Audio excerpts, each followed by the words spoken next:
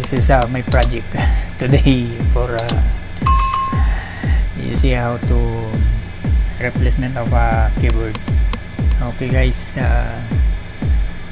tingnan nyo na lang kung paano ako magpalit, at kung meron naman kayong laptop na pwede nyong gawin, sarili nyong laptop, madali nyo nang makakuha ng ideya kung paano magpalit ng keyboard. Okay, start tayo.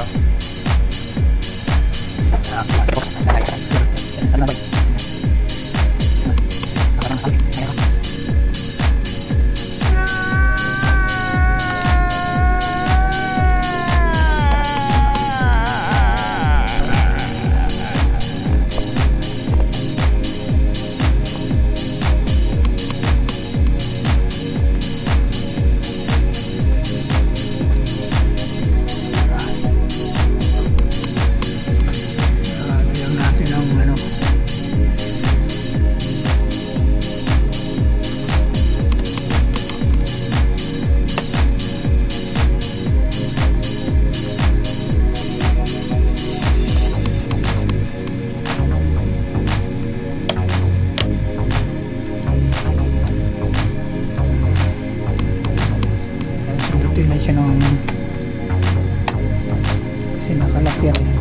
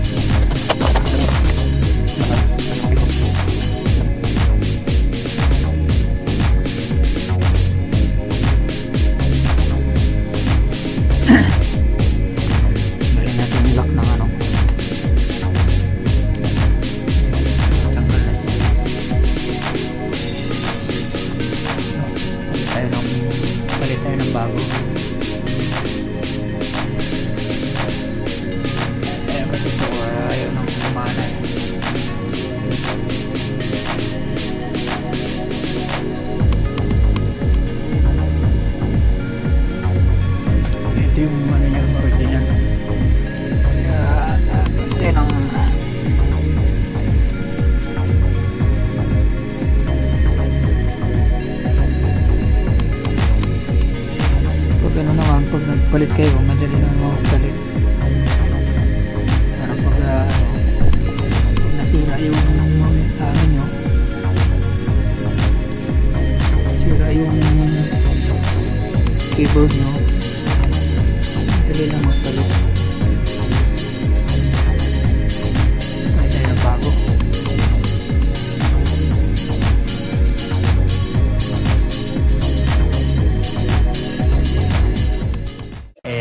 A flashback the very next evening.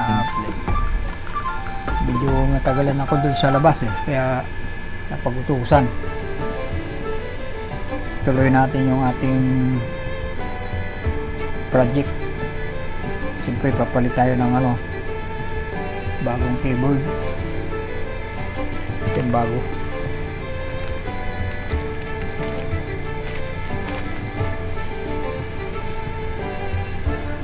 Ito naman yung luma. Ito yung luma. Ito yung bago niya. At tayo gagamit tayo ng mga tools.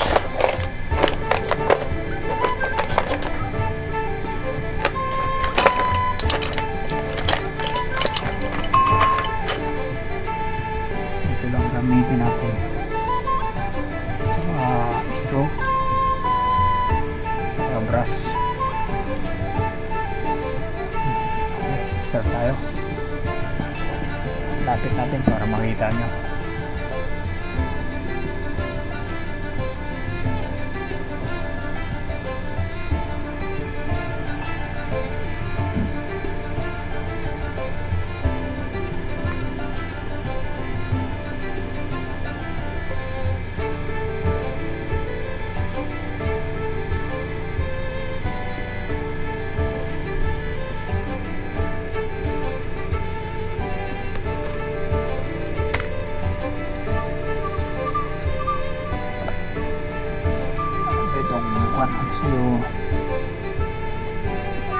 So itong connector nito ko kailangan naka-fitting siya.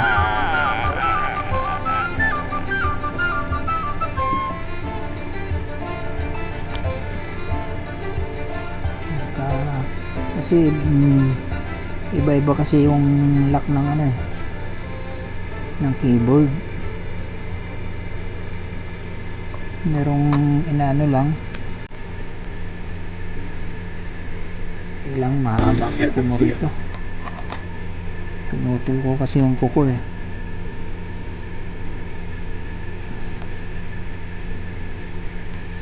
pinutol ko yung kuko ko. Yan.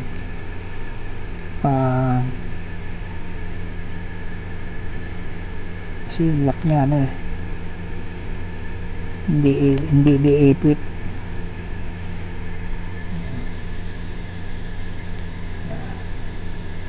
Lapit natin. Kita nyo naman. Ito.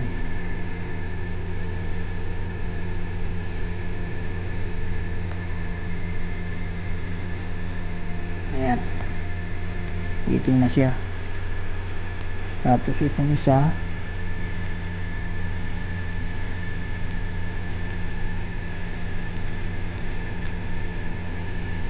isang connector na para sa ilaw. Ito kasi para sa ilaw.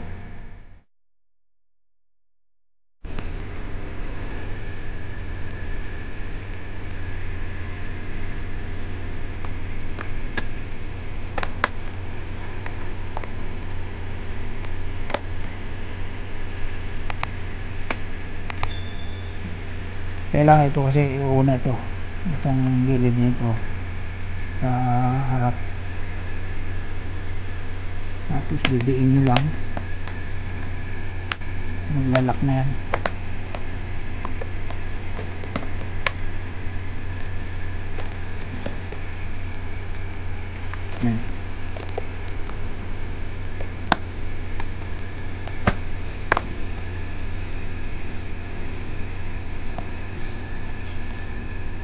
Basta idiin nyo lang ng idiin at yun ay nakalak na yan.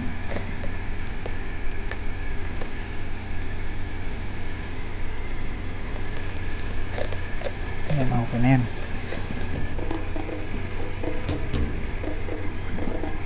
Ngayon ibabalik natin yung niya, yung tornilyo.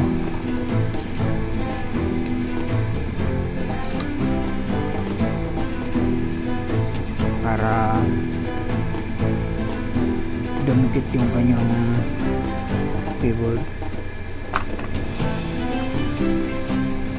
para hindi siya lumubog.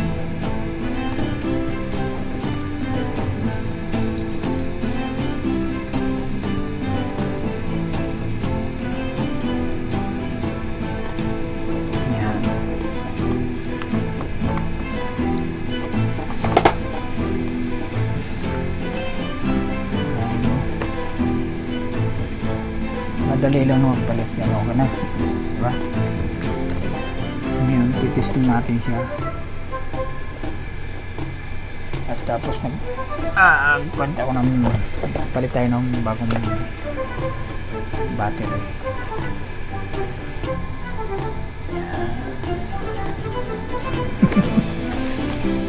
Napakasimple lang magpalit.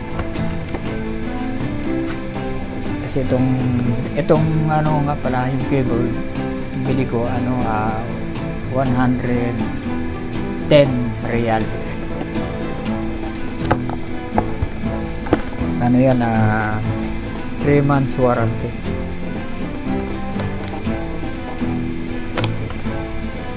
Hindi ano yan,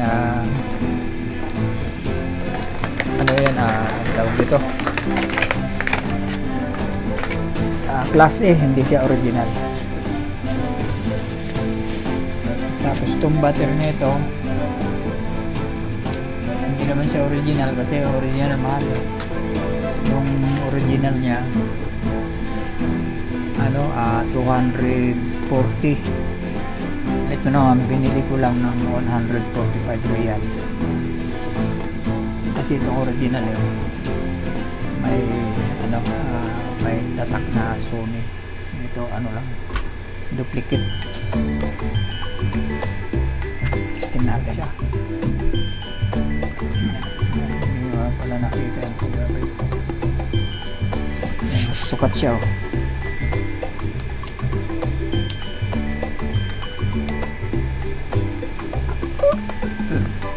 Lihat. Magkaiba kasi yung yung tawag dito, yung battery. Kaiba yung model. Depende sa model ng laptop nyo. RAM. Ito lang, bubuksan nyo lang yung cover. Dito yung RAM nya.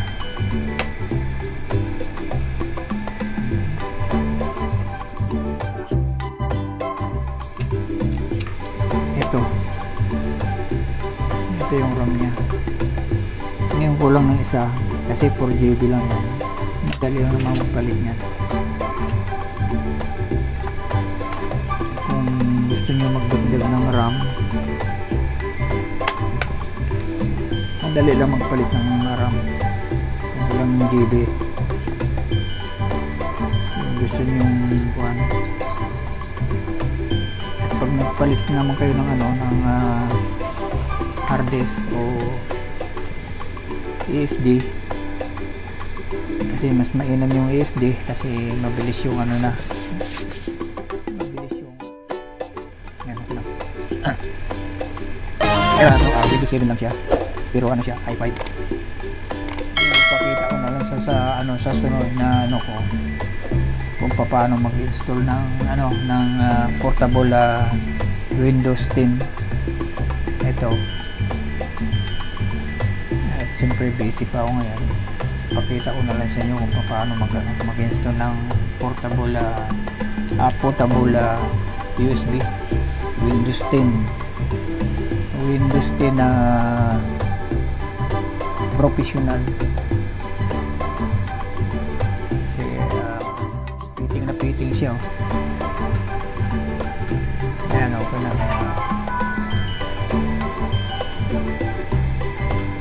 Kumana na siya.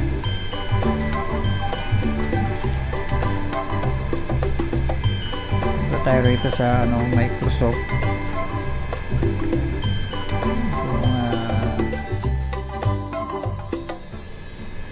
Okay na siya. Nakikita nyo ba? Hindi nyo nakikita. Dali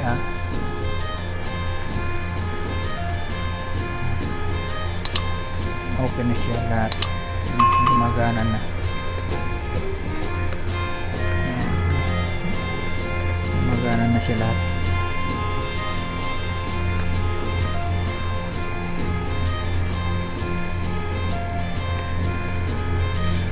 Okay.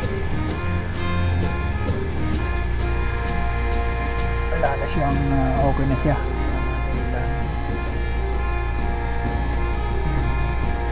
Hindi na siya humingi ng kulay pula. Kasi pag pumulay pula siya, ibig sabihin may tama na yung battery mo. Okay. Maraming salamat sa inyong panonood sa aking project. At least meron kayong natutunan. Yun nga sinasabi ko, pag meron kayong sarili kayong laptop, kaya nyo nang gawin, hindi na kayo magpagawa sa ano. Kung kaya rin nyo lang namang gawin, gawin nyo na, kasi mahal din ang magpagawa sa mga technician. At siyempre lakasan nyo lang yung loob nyo, at saka ang importante yung kompleto kayo sa gamit.